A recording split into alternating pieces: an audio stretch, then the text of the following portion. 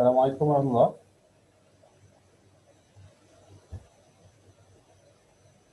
Waalaikumsalam, Doctor. So everyone has joined in the session. Another one person. Okay, all right.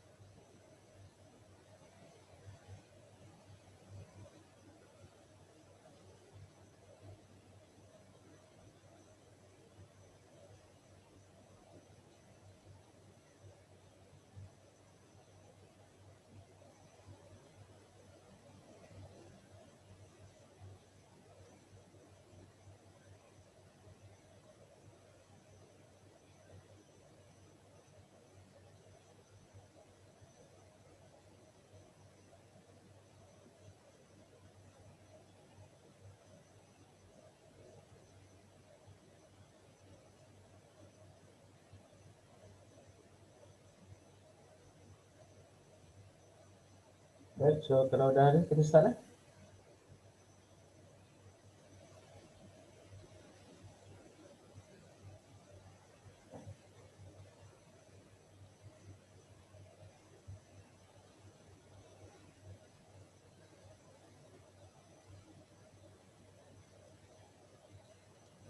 Should we start now, Doctor? Yeah, please.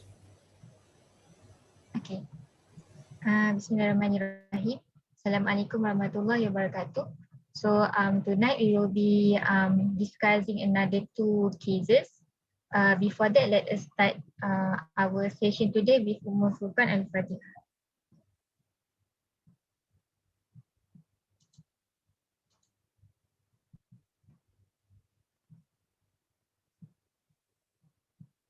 Okay, so I will be the first presenter. So this is the first case, which is complaint.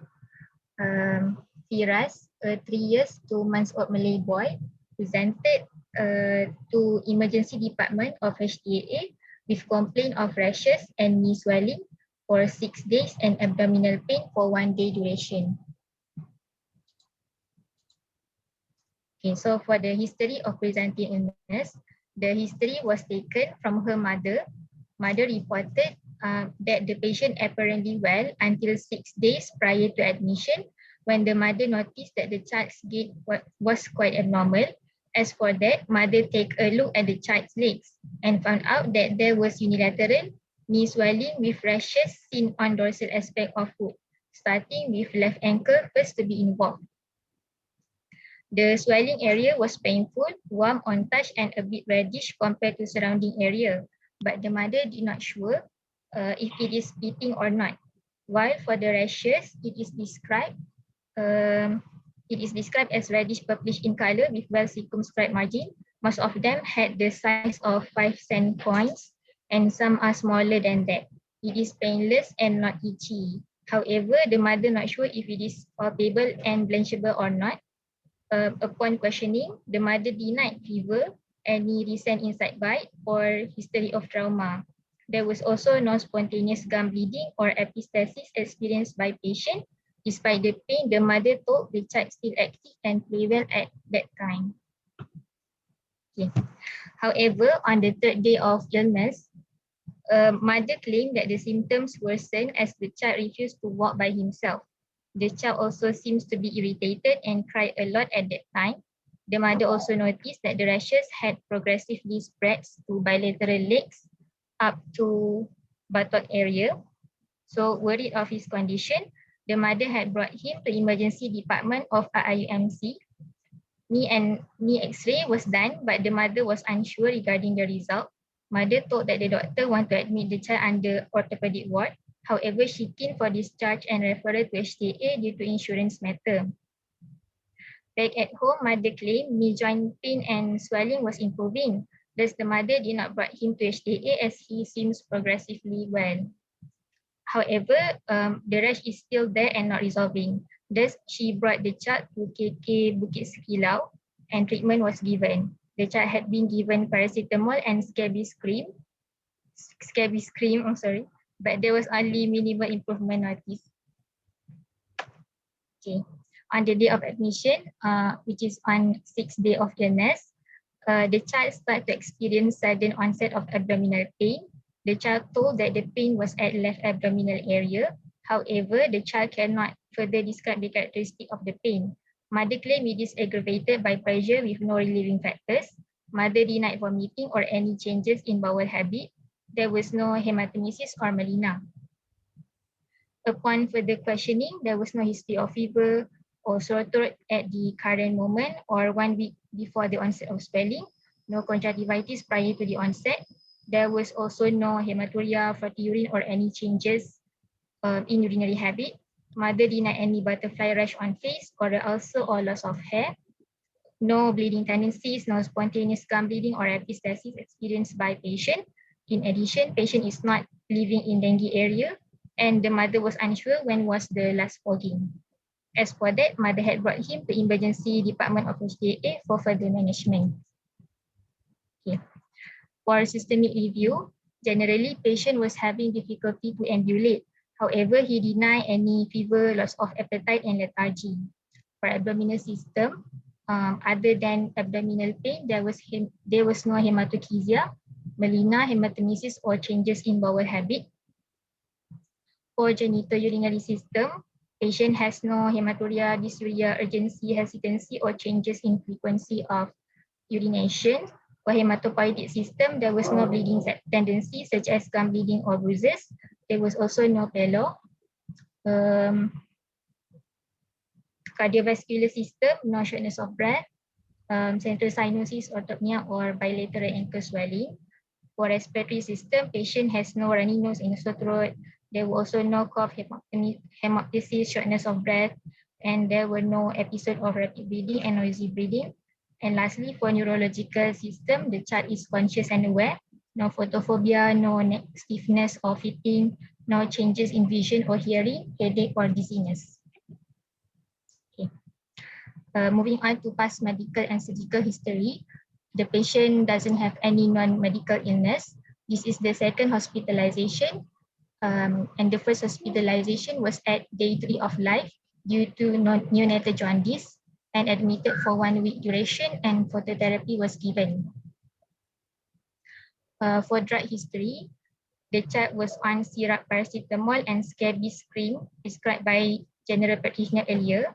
Otherwise, there was no other drugs taken by the patient. The patient doesn't have any drug or food allergy. Okay. For birth history, antenatally, it was uneventful. No history of gestational diabetes mellitus or preeclampsia. Intrapartumly, it was also uneventful, where the child was born full term at 40 weeks via spontaneous vaginal delivery with birth weight was 2.4 kilogram. Postnatally was also uneventful. Patient had no complications after birth. However, patient developed physiological jaundice and had been admitted for 1 week, and phototherapy treatment was given. For nutritional history, exclusively, he was breastfed up to 6 months old and started weaning at the age of 6 months old. His mother was given him pureed and semi-solid food.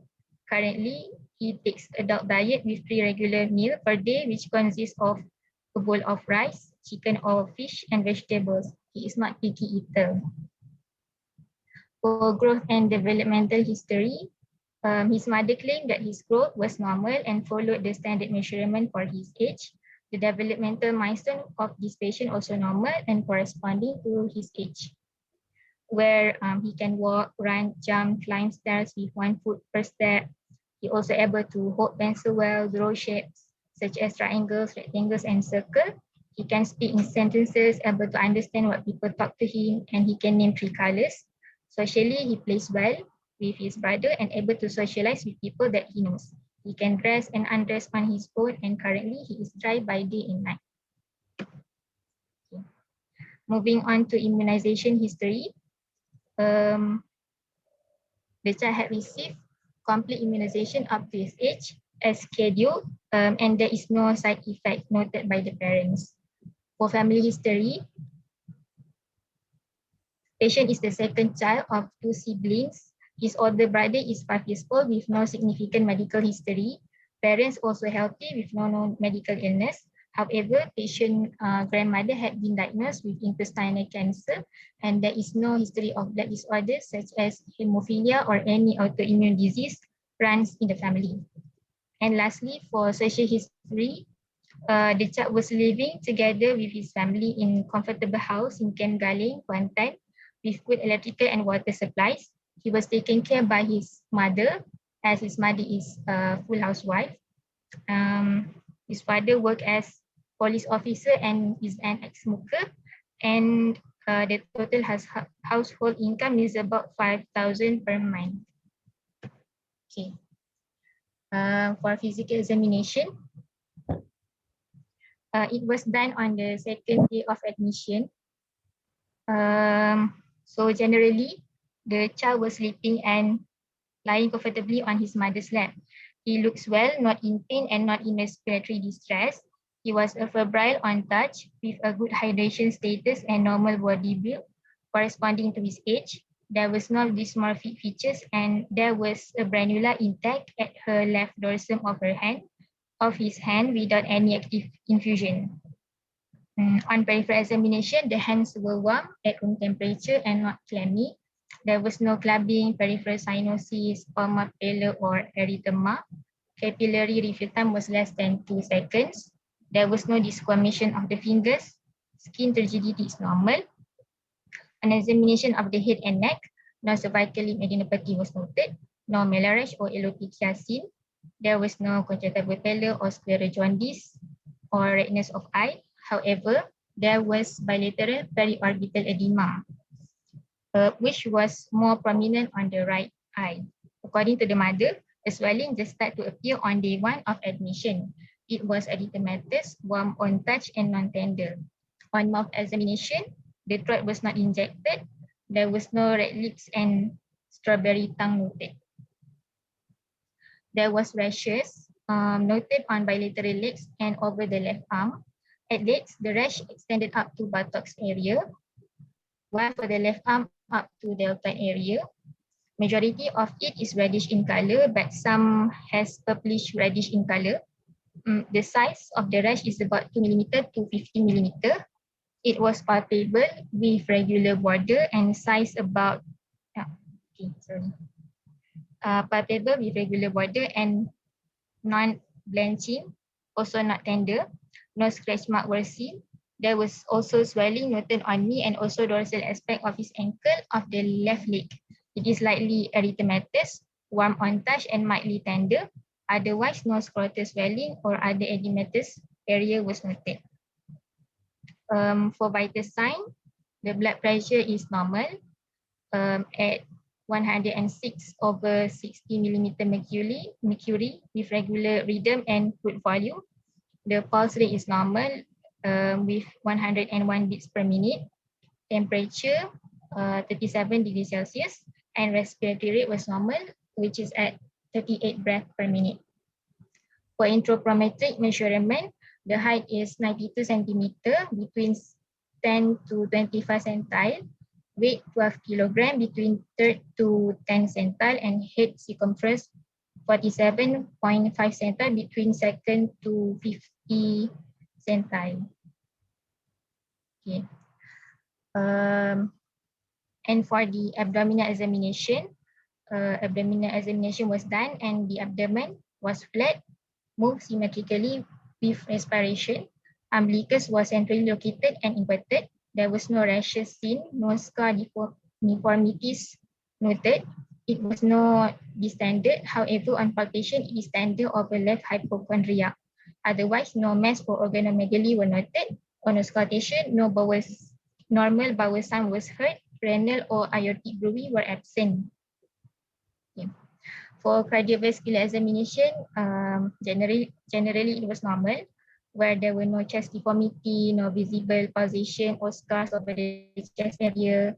Attack beats was palpable at 4th intercostal space mid-clavicular line. No trace of parasternal heave were noted. Normal S1 and S2. Heart sound were heard and no murmur or gallop rhythm. Respiratory examination also normal as the chest moved with respiration, no chest wall deformity, recession or any accessory muscle used. Palpation trachea was centrally located and chest expansion is equal bilaterally. On percussion, all lung zones are resonant bilaterally. On auscultation, the air entry was equal bilaterally with vesicular breath sound. No added sounds noted, and the vocal phonitis and vocal resonance was not done as the child is sleeping. And lastly, for neurological examination, generally also normal, where the Glasgow Coma scale was full, 15/15. On both upper limbs and lower limbs, there was no muscle wasting, twitching, testiculation, or any involuntary movements. Tone, power, and reflex, all limbs were normal. Cerebellar examination and cranial nerve examination was not done. Besides, the gait cannot be assessed as the patient was sleeping. Okay. So for the summary, Firas, a 3 years, 2 months old Malay boy was admitted to pediatric ward due to purpuric rash and unilateral left knee pain and swelling for 6 days duration. The rashes are non-blanching, starting at both legs, extending up to buttock and also over the left arm. It is associated with left hypochondriac pain for 1 day duration. Otherwise, there is no any RTI symptoms and renal involvement. On physical examination, palpable non-blanching purpura was noted, which are reddish to purplish in color on bilateral legs and left arm, size about 2 millimeters to 15 millimeters. There was also left unilateral knee and ankle swelling and bilateral periorbital edema.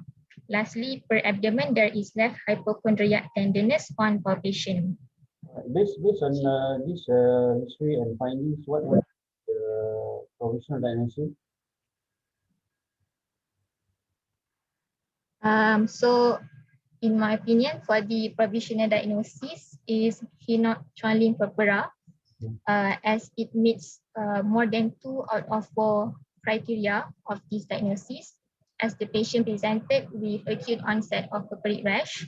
The character of the rash is red or purple in color, and the most important one is it is palpable, non-blanching, and the size is about 2 millimeter to 15 millimeter, starting on the leg and spread to buttock and arm.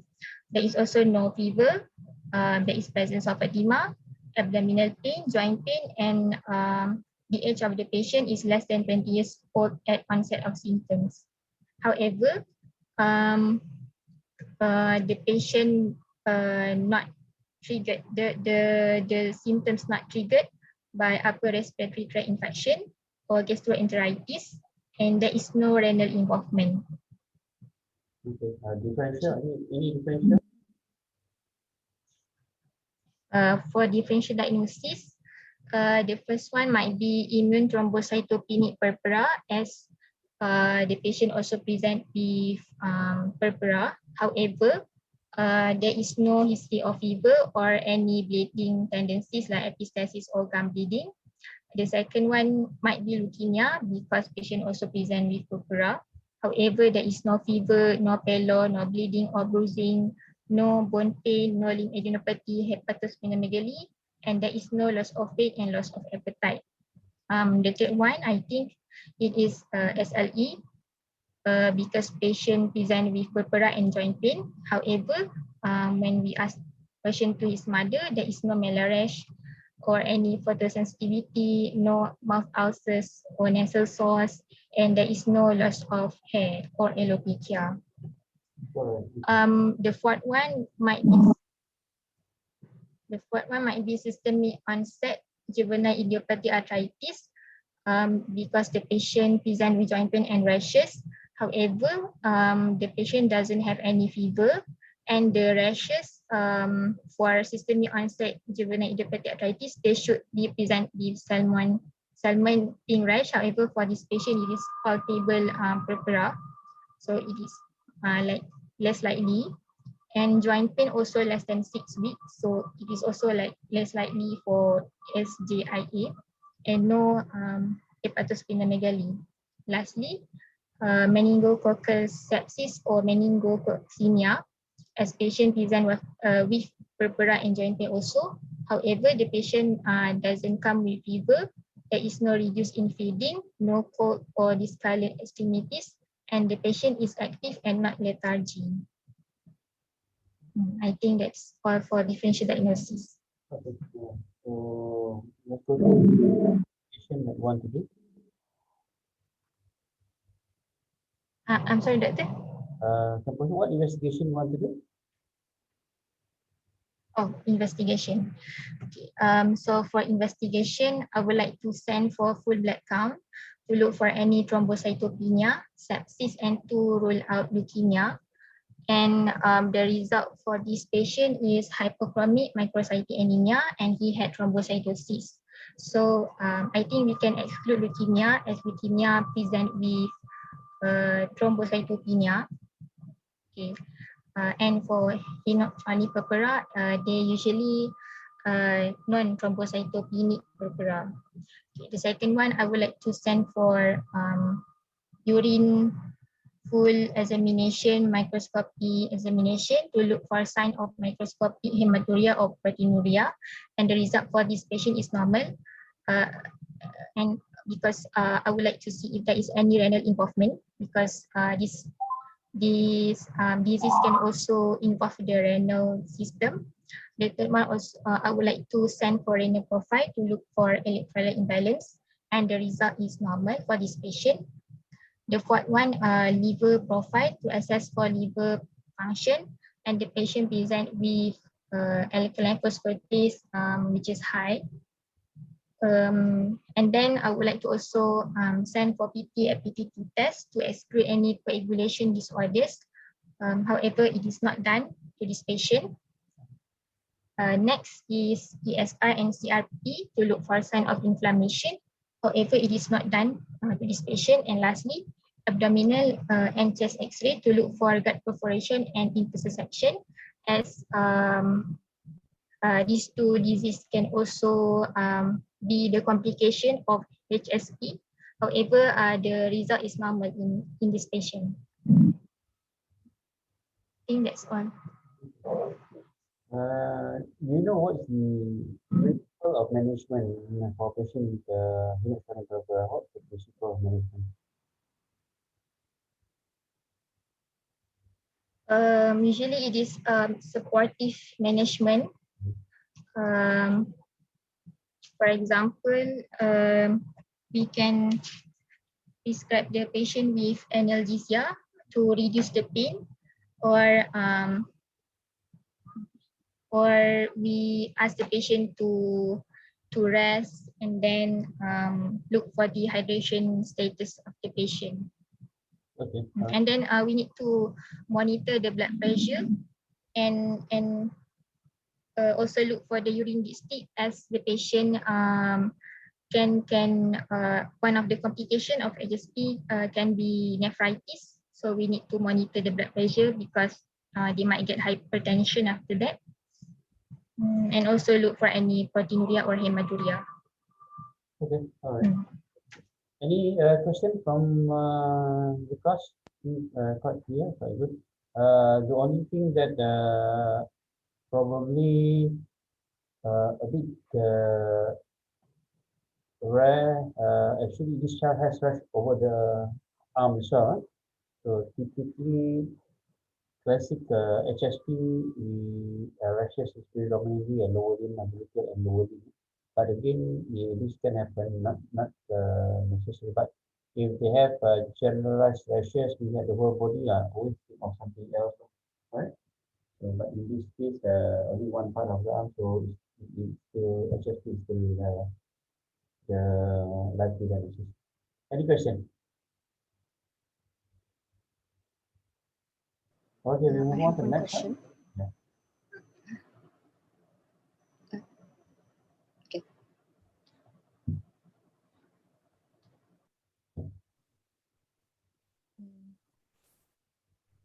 Okay, can we move on? Yes, yes. Okay. Assalamualaikum. I'm going to present the second case.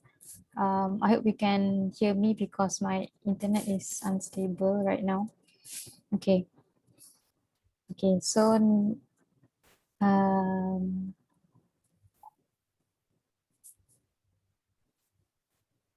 okay. The chief complaint, Muhammad Daniel Haris, 9 years old, Malay boy, was referred from Hospital Bentong to Hoshas for further management of his gum bleeding of 2 days duration. Um, okay, next. About 2 weeks prior to the gum bleeding, Daniel had a runny nose with clear and watery nasal discharge, and then he was brought to Klinik Kesihatan and given flu medication and syrup paracetamol. However, no antibiotic was given. And then the runny nose resolved after taking the medication. He had a history of traveling and swimming at Gambang Water Park 1 week before he had the runny nose, which is about 3 weeks before this admission. So 2 days prior to this admission, he developed sudden onset of gum bleeding. It is the first episode of gum bleeding, um, and patient noticed the bleeding after waking up from sleep. The blood was minimal in amount, and it was a fresh blood, and he denied any presence of blood clot. The bleeding resolved spontaneously. The next day, it was followed by low-grade fever, which is 1 day before the admission. The fever was acute in onset, resolved spontaneously with syrup paracetamol. He denied having any chills, rigor, arthralgia, myalgia, abdominal pain, vomiting, diarrhea, and also no headache. He also denied having any symptoms of URTI, which is, for example, sore throat, cough, and also denied and symptoms of UTI, such as dysuria or hematuria. Patient's mother noticed several maculopapular rash over patient's face and neck with the onset of fever. And the rash was red in color, non-tender, and non-blanching. He denied having loss of appetite or loss of weight.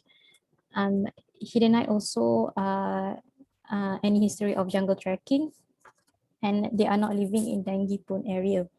Upon further questioning, patient's mother revealed that he is easily bruised since 5 years ago. And the bruises are usually at the arms, lower limb areas, and also the back. The bruises are purplish in color, measuring about 2 times 3 cm. No pus or fluid filled. Patient wasn't sure about the cause of the bruising and could not recall any preceded trauma. And the bruise are not itchy and painless. And then due to the bleeding, patient's mother brought him to Hospital Bentong, and he was seen by ENT specialist before being referred to Hoshas. For systemic review, generally he is not lethargic, no significant weight loss, no loss of appetite, cardiovascular system. He does not have any chest pain, shortness of breath, autopnea, or reduced effort tolerance, respiratory system.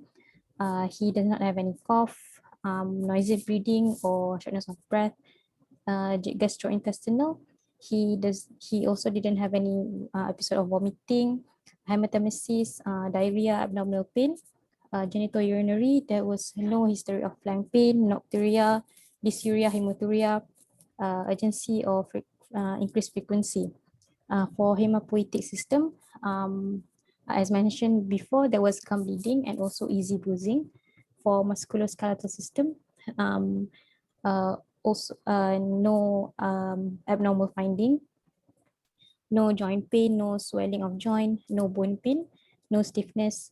And for central nervous system, no history of fits or seizure, headache, or any unconsciousness.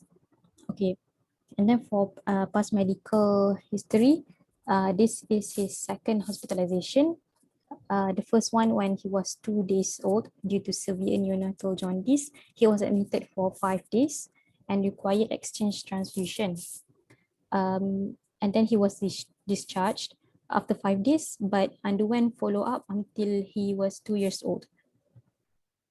And then, okay, patients doesn't have any known congenital disease, allergy, or history of asthma. And he had never undergone any surgery and not on any medication.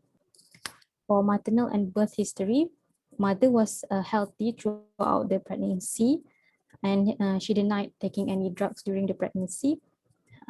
Daniel was delivered full term via SVD with birth weight of 3.1 kilogram. And then, as mentioned before, also he had neonatal jaundice that require hospitalization. For nutritional and developmental history, he was exclusively breastfed until 7 months old, and then after that he started weaning, and currently he is on adult diet 2 to 3 meals per day. His development is appropriate to his age, with a gross motor of he able to walk, run, and play football. Fine motor, he is able to write letters, numbers, and draw. Speech and language, he can converse normally like adult. Vision and hearing, normal. Cognitive, he can understand instruction. And social, he is active in sport, play football, and able to make friends in school. Immunization history, he completed the immunization according to schedule, and there was no adverse effect. Family and social history, he is the youngest out of 2 siblings. He has an elder sister who is healthy. His father is 52 years old, a village worker, non-smoker with no known illness. His mother is 45 years old, school teacher with no known illness. No history of similar illness among the family members. No hereditary illness, malignancy or malignancy run in the family. The family lives in teachers' quarters in Felda, Mempaga 2, Bentong, with a monthly income of around 5,000 ringgit.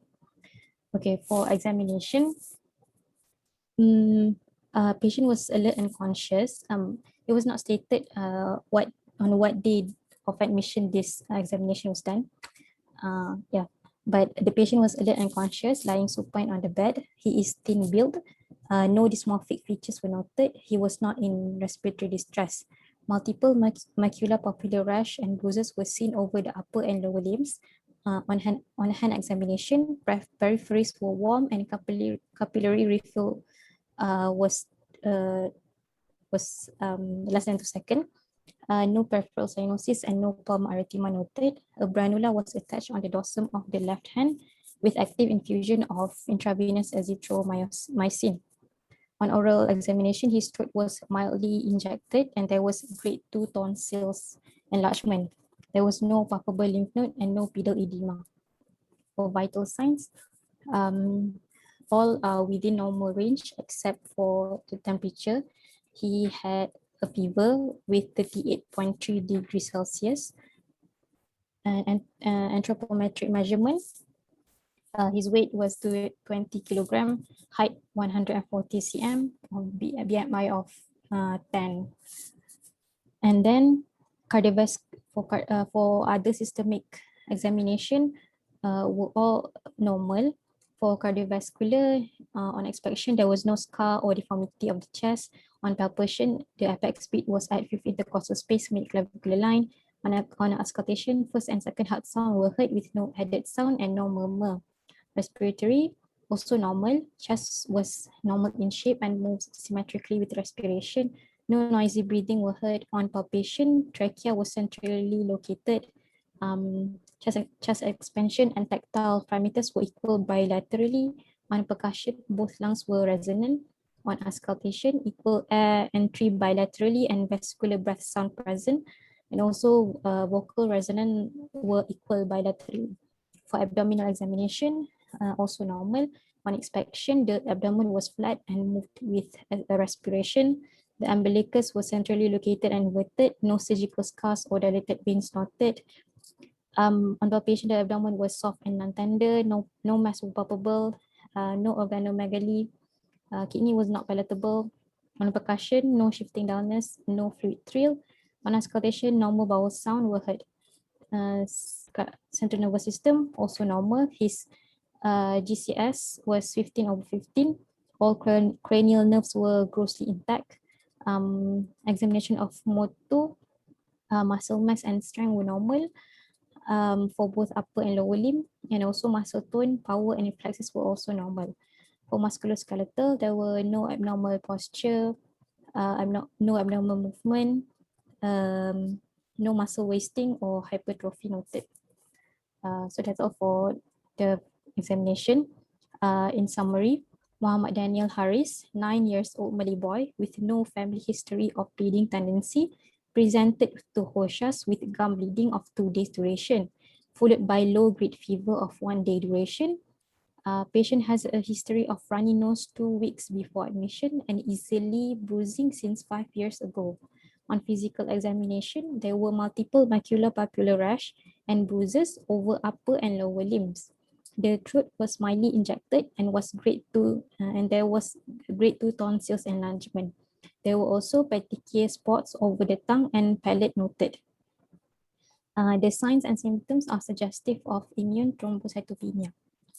Okay, the probation analysis is thrombocytopenia. Other differential diagnosis? Yep. My first differential diagnosis is dengue fever because of the fever that he is having, and also gum bleeding and also the macular-papular rash. However, I don't think it's dengue because he has been having easily bruising since 5 years ago. All right. Okay. And then my second differential is For that, so what are the clinical features, right, to differentiate from examination that you can differentiate? This is likely to be ITP, not leukemia. This is actually quite a common question you ask in exam. What is the clinical differentiation? How you differentiate? This is likely ITP, not leukemia. What are clinical features? leukemia. So in ITP, in ITP the symptoms is only the bleeding or the easily bruises and no other systemic symptoms. For example, in leukemia, patient can have fever, can have loss of weight, can have bone pain. Yeah. And then what about the Is that correct, examination? Doctor? How you differentiate between the two? Oh, examination. In leukemia, patient will appear like malaise and lethargy, and then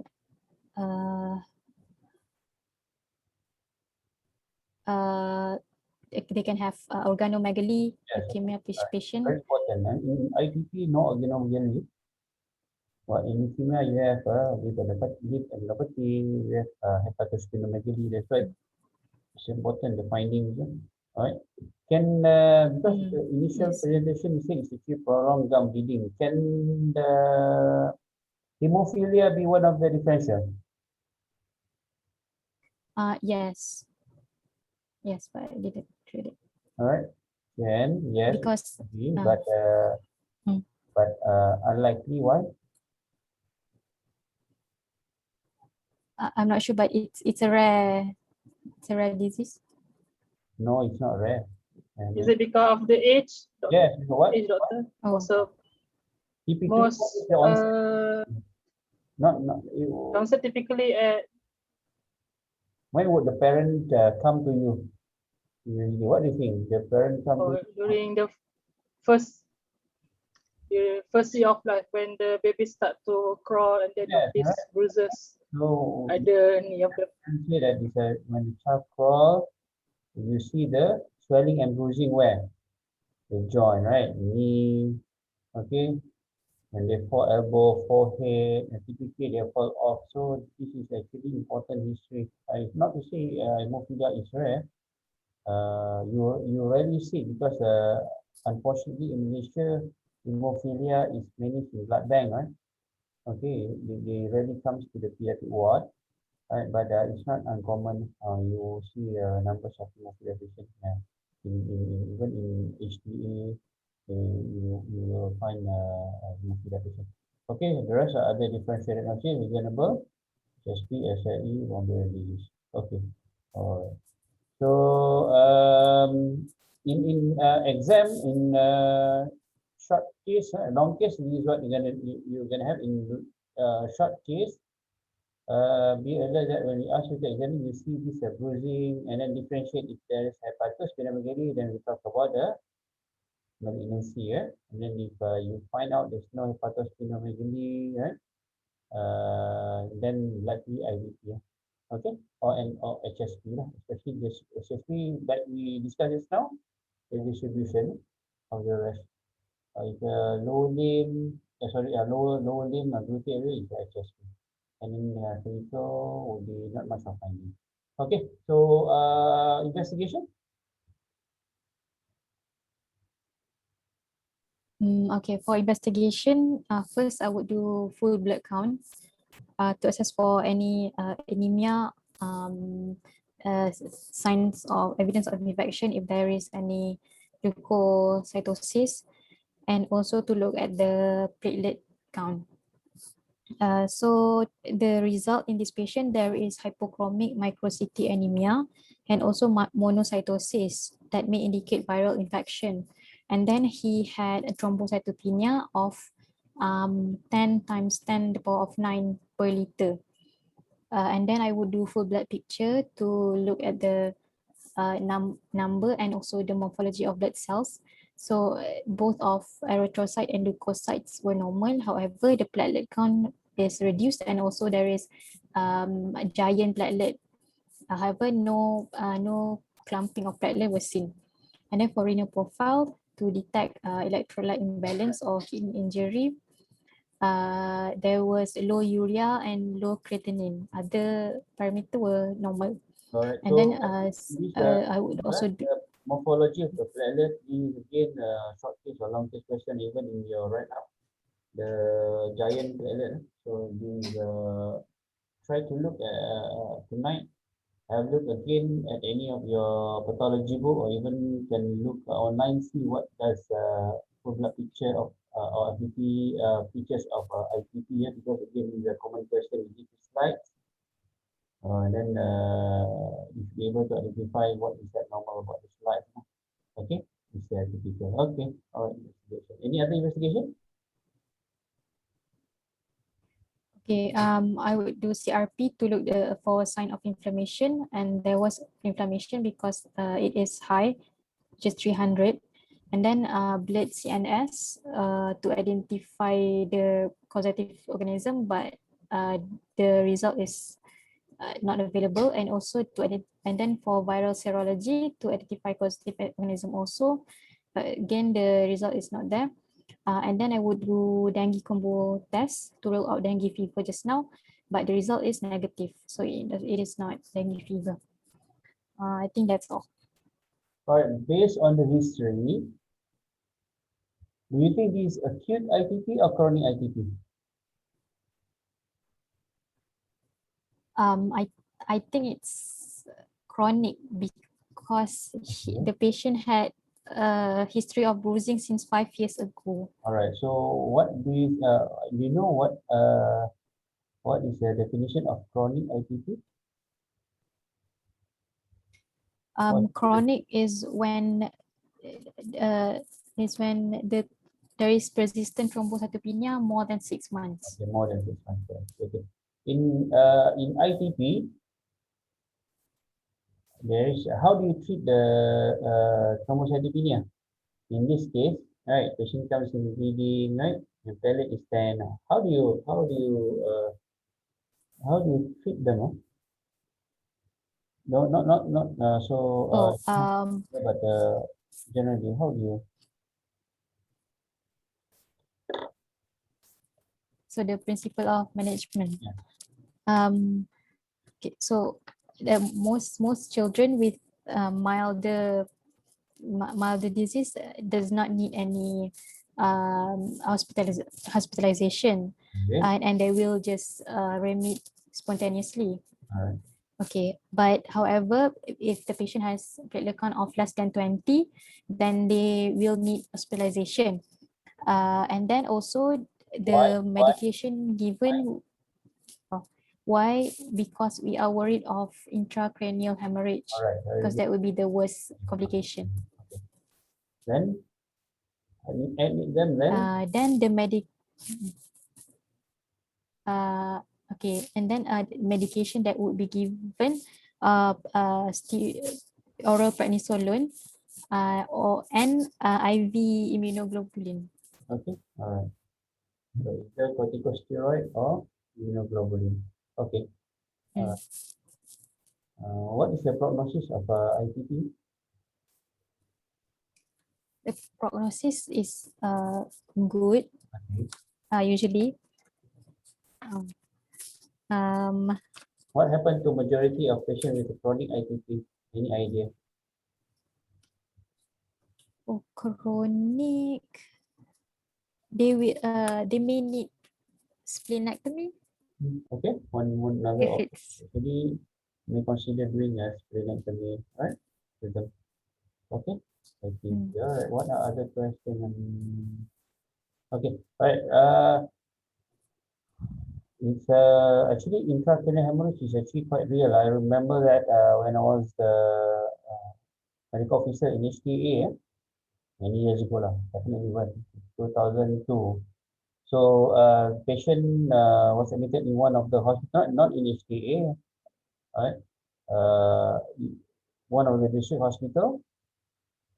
Patient has been diagnosed ITP from HTA, then I think they're somewhere else. They went to district hospital. Patient presented like this, right? Okay. The medical officer in the district hospital admit the child to the ward. All right. So what are the steps that you need to monitor in ward? What are the things that you should monitor in ward? And you should admit this child to hospital, right? What are the things that you should monitor? we need to increase the number of platelet at least more than 70%. Number is one, but what are the your order to the staff in ward, nurses in ward, patient like this, say bleeding, Oh, from bleeding, some with like a fan. What else do you ask them to monitor? uh,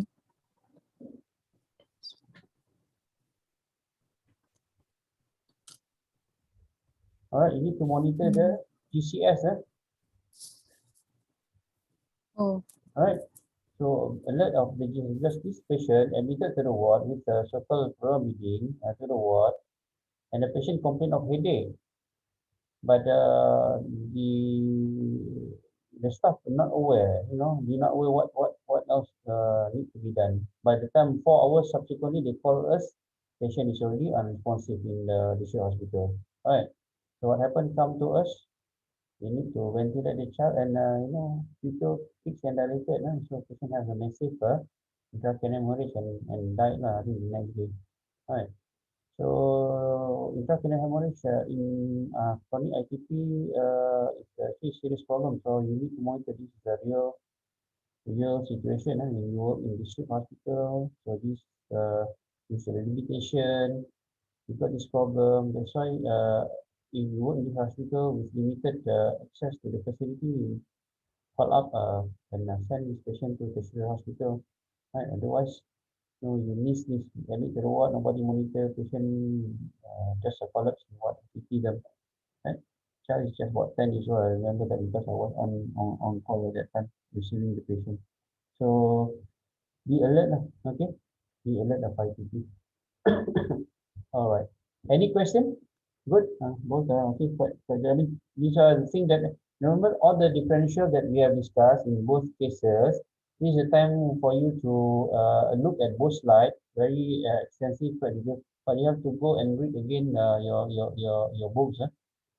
Then revise, then do questions, look at the sample question, and then and only then you would understand. Look all cover what we cover SLE, we cover SLE, we cover ITP, we cover leukemia. So then don't forget to read about hemophilia.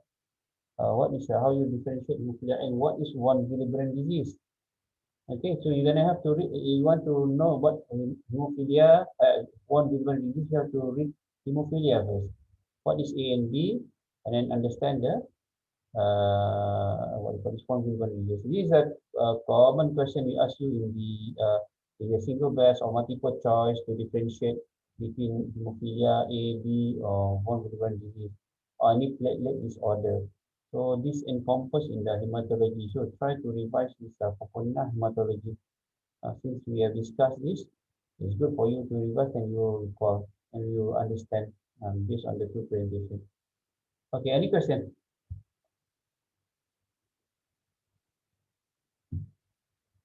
Doctor, so you agree that my case was a chronic ITP and not acute? Yeah, I mean based on the history, because the mother is quite, I mean the history quite reliable since 5 years. Things that what is likely chronic. But if the patient has not been given, never received immunoglobulin or what do you call this corticosteroid, never, even though they are chronic ITP, then usually part of the initial management we will give them either IVIG or prednisolone, because if they have never received, right, so means that they are IVIG or steroid naive because they have never received. So we give them either one of the treatment, and then hopefully they will respond, because it's difficult. We assume it's chronic, but we do not know, right?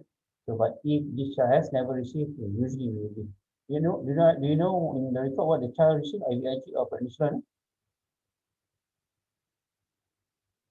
Any idea? He was given IVIG. All right. Okay. IVIG.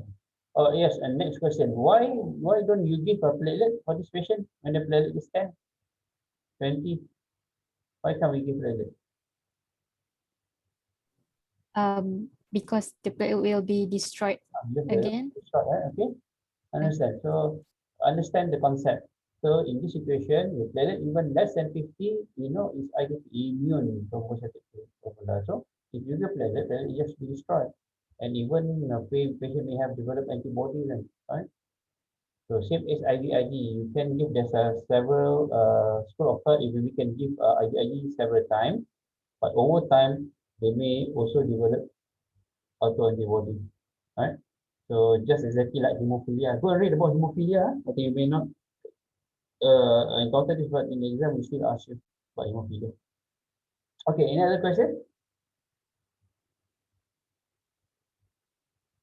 Okay, your task is actually hematology. Just revise again your second year, right? Because we talked about the